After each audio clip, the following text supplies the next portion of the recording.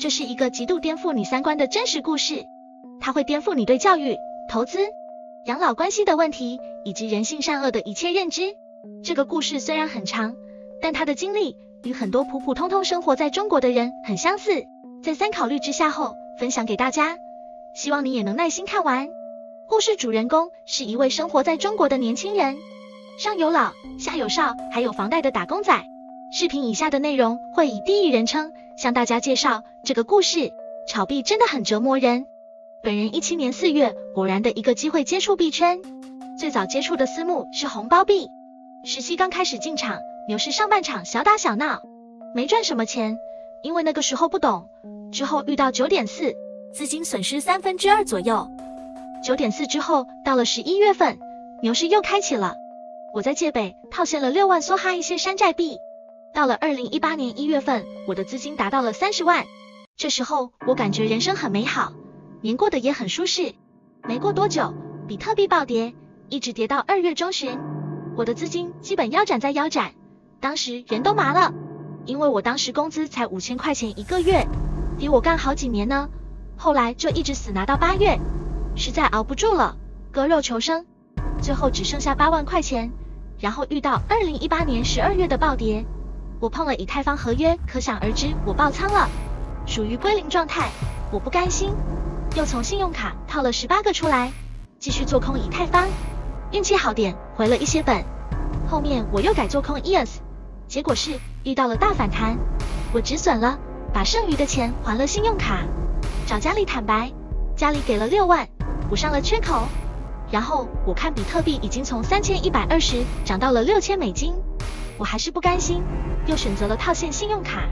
掏了10万继续做空比特币，在8200止损，亏了7万多。后面我真的心灰意冷了。由于当时换了工作，工资涨到了7000，我那时就想好好工作，不再投资这些了，但是又禁不住自己，时不时去看盘。结果就是我又套现了12万，选择了在 5.8 抄底了 EOS， 反弹到了 6.8 跑了，又继续在 5.2 抄底 EOS 一套，就是半年。在2020年初我反弹清仓了，当时感觉无债一身轻松。然后遇到了2020年3月12日的暴跌，我抄底了 EOS， 均价在 2.67 左右，然后我就躺平了1年，拿到了2021年1月份，我看大牛市来了，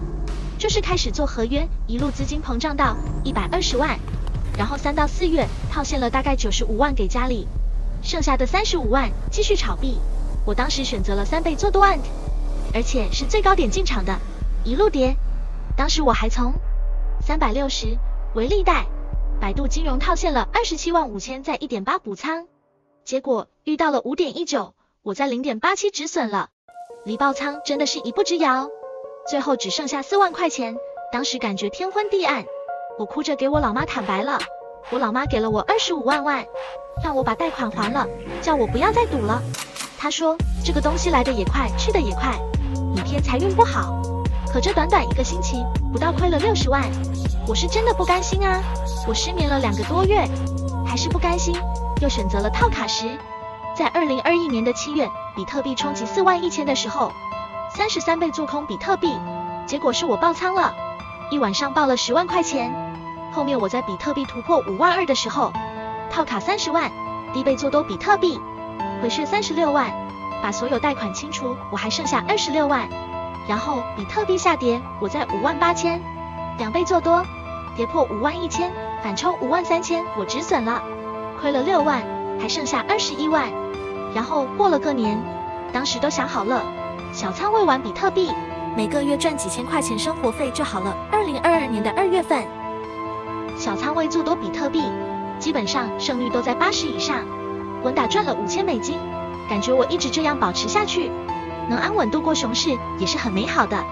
但是人性是这样的，没有单子想强行找单子做，结果栽在了 Luna 上面，在81的价格不小心点了高倍全仓做多，在73的价位爆仓价格，当时因为害怕爆仓，选择了在 78.3 止损，一把亏了5700美金。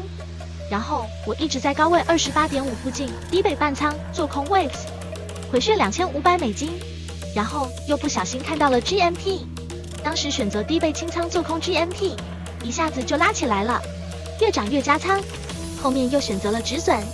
第二天在40800高倍做多比特币，结果是天地真，又带走了我5600美金，就10几分钟的事情。然后我又高位30.77做空 Waves， 由于当时心态已经崩溃了，突破31止损，反手追多，然后又跌下来了